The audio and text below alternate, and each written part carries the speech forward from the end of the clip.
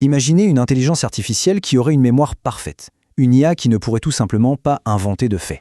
Eh bien, c'est la promesse d'une technologie qui est en train de tout changer, la génération augmentée par récupération, ou RAG pour les intimes. Aujourd'hui, on va plonger au cœur de cette technique qui donne un véritable super pouvoir à l'IA. Alors voilà le programme. On va commencer par identifier le problème de base de l'IA. Ensuite, on verra ce qu'est le ARG et comment ça fonctionne sous le capot. Puis on regardera les applications concrètes, on le comparera à une autre technique, le fine-tuning, et on finira par se projeter dans le futur. C'est parti. Commençons par cette idée, cette question. Et si une IA pouvait faire plus que simplement penser? Si elle pouvait puiser ses réponses dans une source d'information immense, et surtout, toujours à jour? C'est précisément ce défi que le ARG vient relever. Les grands modèles de langage, les fameux LLM, sont incroyablement puissants, mais ils ont un défaut majeur. Il faut les voir un peu comme des savants, oui, brillants, mais avec des lacunes, et des lacunes parfois assez surprenantes. D'un côté, on a la promesse, le rêve, un expert qui sait tout de suite. Mais la réalité, elle, est un peu plus complexe. La base de connaissances d'un LLM est statique, elle est figée au moment de son entraînement. Et pire encore, quand il ne sait pas, il peut halluciner. C'est-à-dire qu'il va inventer une réponse qui a l'air crédible, mais qui est en fait complètement fausse. Alors comment on fait pour corriger ce défaut fondamental? C'est là qu'intervient une solution particulièrement élégante, le RAG. L'idée, ce n'est pas de reconstruire le cerveau de l'IA, mais de lui donner un coup de pouce, de l'augmenter. En fait, tout est dans le nom. Le système va d'abord récupérer des informations pertinentes dans une base de données externe.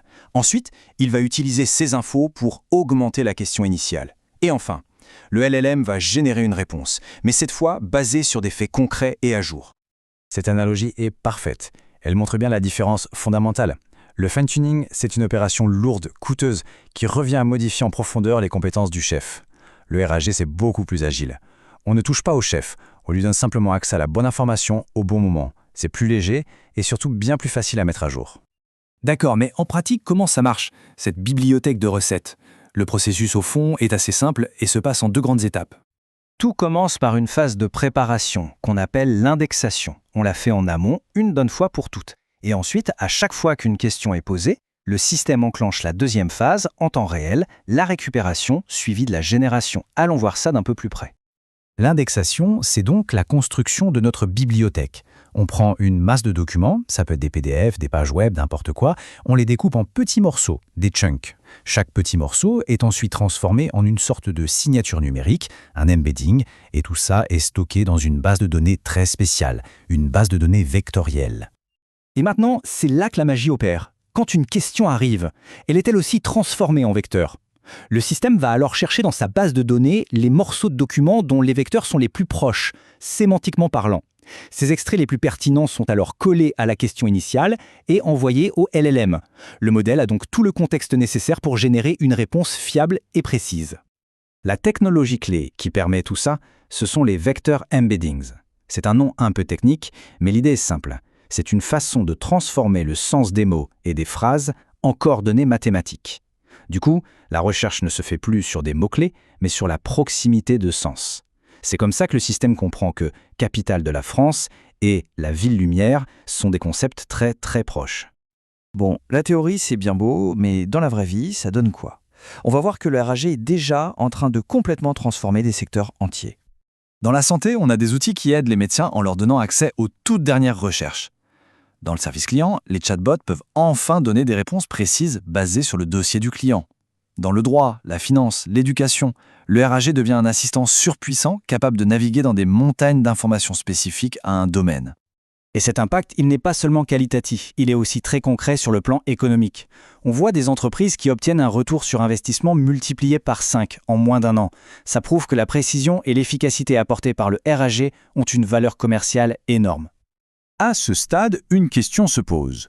Pourquoi s'embêter avec le RAG alors qu'on pourrait simplement réentraîner le modèle avec les nouvelles données, ce qu'on appelle le fine-tuning? C'est une excellente question. Et la réponse, c'est que ça dépend vraiment de l'objectif. Ce tableau résume assez bien le choix. Pour tout ce qui est connaissance factuelle, à jour et vérifiable, le RAG est imbattable. C'est rapide, c'est pas cher et on peut tracer la source de l'information. Le fine-tuning, c'est pour autre chose. C'est pour apprendre un style, un ton, un comportement spécifique au modèle.